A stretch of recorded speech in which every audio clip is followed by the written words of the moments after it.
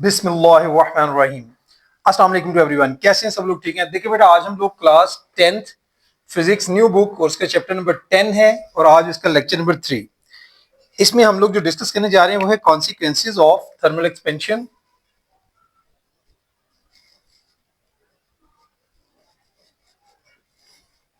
Thermal expansion in real life.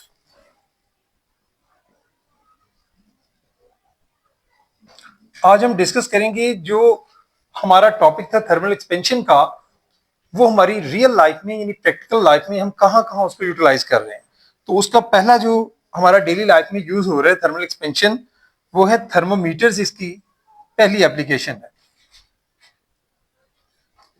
Thermometers में देखें हम लोग जो है उसमें मरकरी होती है, तो बेसिकली वो इसी प्रोसेस के तहत, यानी अगर आप थर्मामीटर को गौर करें तो थर्मामीटर जो होता है हमारे पास, ये अगर सपोज मेरे पास कोई थर्मामीटर है तो थर्मामीटर में यहां पर अगर हम देखें तो सेंटर में जो है एक लिक्विड फिल होता है जिसको मरकरी कहते हैं। ये जो बाकी साइडों पर तो चलें आप जानते हैं कि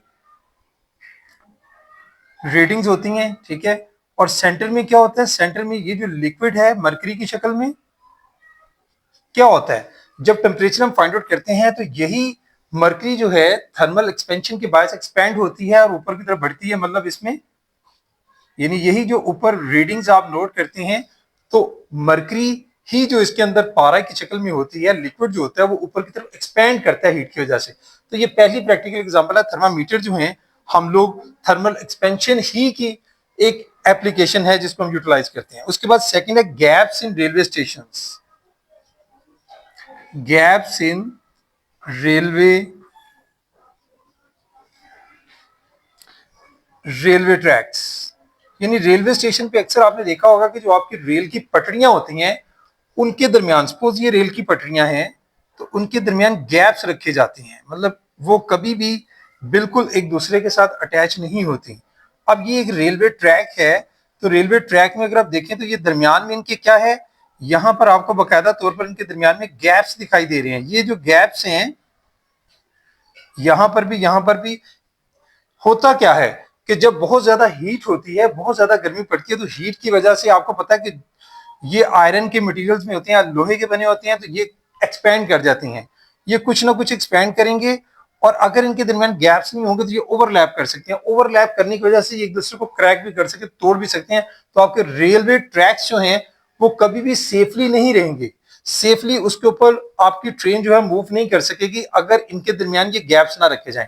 ये गैप्स का मेन मकसद क्या है कि ये अगर एक्सपैंड कर भी जाएं दोनों तरफ से ट्रैक जो हैं तो उनके दरमियान इतनी जगह, खाली जगह होती है कि वो एक्सपैंड होने के बायस भी वो एक दूसरे को ओवरलैप नहीं कर पाते, एक दूसरे के साथ टच नहीं कर पाते, टकराते नहीं है। तो यहाँ भी हमारा जो है वो थर्मल एक्सपेंशन की एप्लीकेशंस यहाँ भी यूटिलाइज होती है।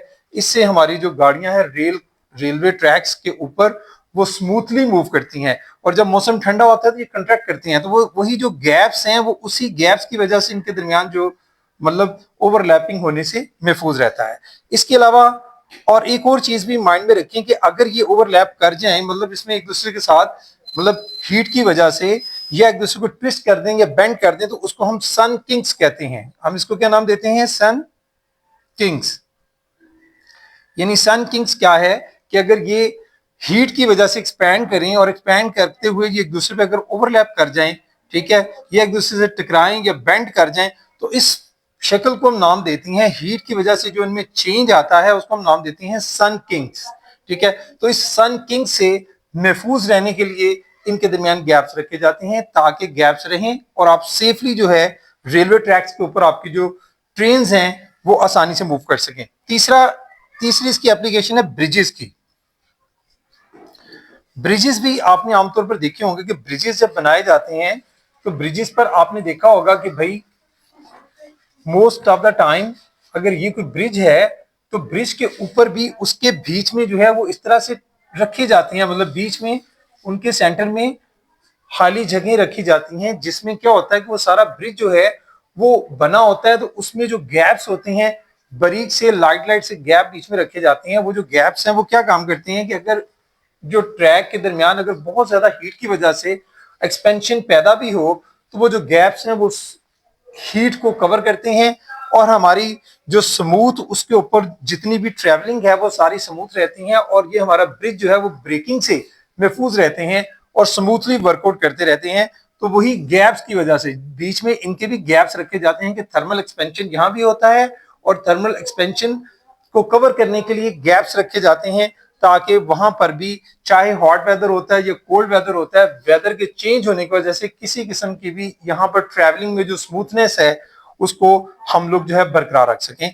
इसके अलावा हमारी एक और एप्लीकेशन है metal lids on jar.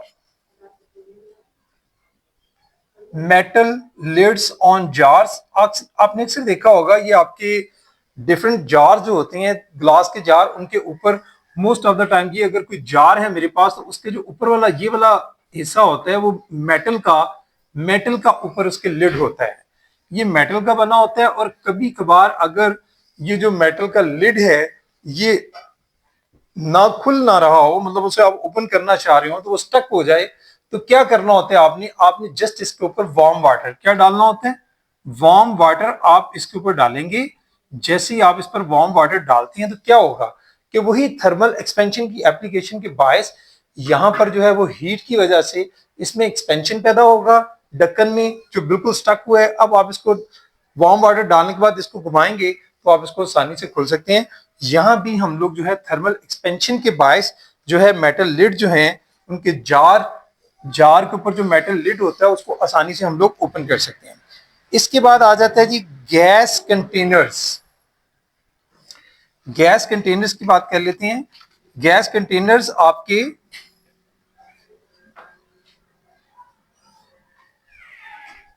Ji gas containers में आपके चाहे प्रोपेन टैंक्स हों बड़े बड़े या फिर आपके लाइक एरोसल्स हों, अब उनमें अक्सर जो है आप देखेंगे गैस कंटेनर्स के लिए ये इंस्ट्रक्शंस दी जाती हैं कि आप अपने जो गैस कंटेनर्स हैं उनको आप हीट वाले एरिया से अवे रखें। सपोज अगर हमारे पास ये कोई गैस कंटेनर है तो गैस कंटेनर को जो है हम लोग वो ऐसे एरिया में कभी भी नहीं रखते जहां पर बहुत ज्यादा वो हीटी हो, बहुत ज्यादा हीट वाला एरिया हो, क्योंकि अगर बहुत ज्यादा हीट हो इसको प्रोवाइड की जाएगी चूंकि इसके अंदर गैस होती है ऑलरेडी गैस कंटेनर के अंदर, तो वो गैस एक्सपैंड कर जाएगी। जब वो एक्सपैंड करेगी तो उसका क्योंकि ऊपर से उसका मुंह जो है वो बंद होता है गैस कंटेनर का, और जब वो एक्सपैंड करेगी हीट की वजह से, अगर हीट मिलती है तो इसके अंदर जो सीएनजी की फॉर्म में गैस होती है वो एक्सपैंड करेगी और ऊपर की तरफ उठेगी। तो ऊपर चूंकि मुंह उसका कंटेनर का बंद होता है तो प्रेशर इंक्रीज हो जाता है। वो प्रेशर इंक्रीज होने की वजह से क्या होगा तो वो गैस सिलेंडर जो है आपके वो फट सकते हैं।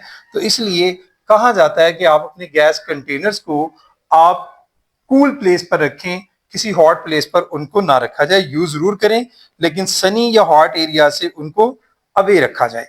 इसके बाद आ जाते हैं हमारा pipes and plumbing. Pipes and plumbing ये भी हमारी कॉमन एग्जांपल है जो घरों में हम लोग पाइप वगैरह यूज होते हैं। मतलब आप देखते हैं कि ये देखें ये एक पाइप ये है दूसरा पाइप ये, अब क्या है इन दोनों पाइप को जब जॉइंट लगाया जाता है दरमियान में, यहाँ पर जो जॉइंट के साथ इसको जोड़ा जाता है दोनों पाइप्स के मुंह को, वहां पर दरमियान में गैप रखा जाता है।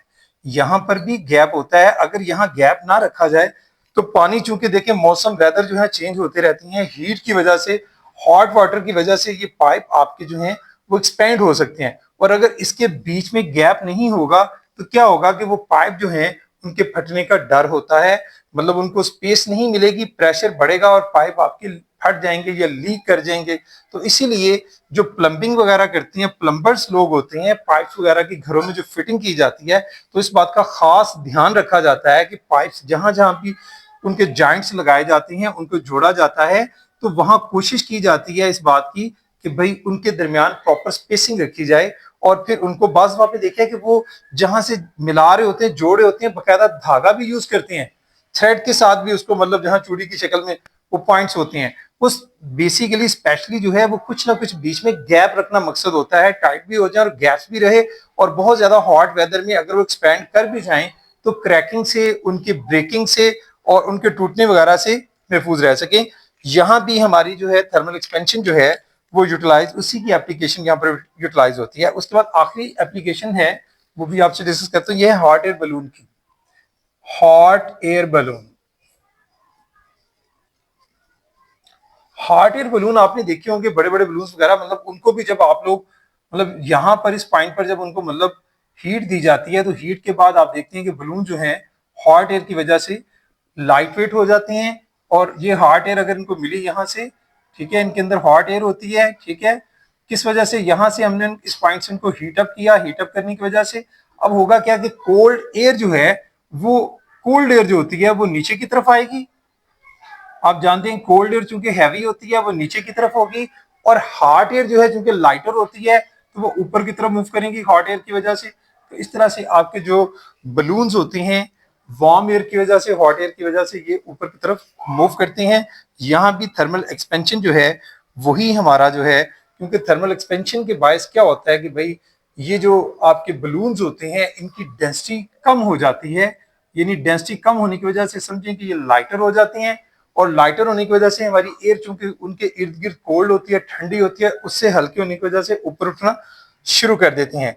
ये था भाई हमारा टॉपिक जो है टोटली किससे रिलेटेड, जिससे हमने बात की कॉन्सिक्वेंसेस ऑफ थर्मल एक्सपेंशन हमारी रियल लाइफ में।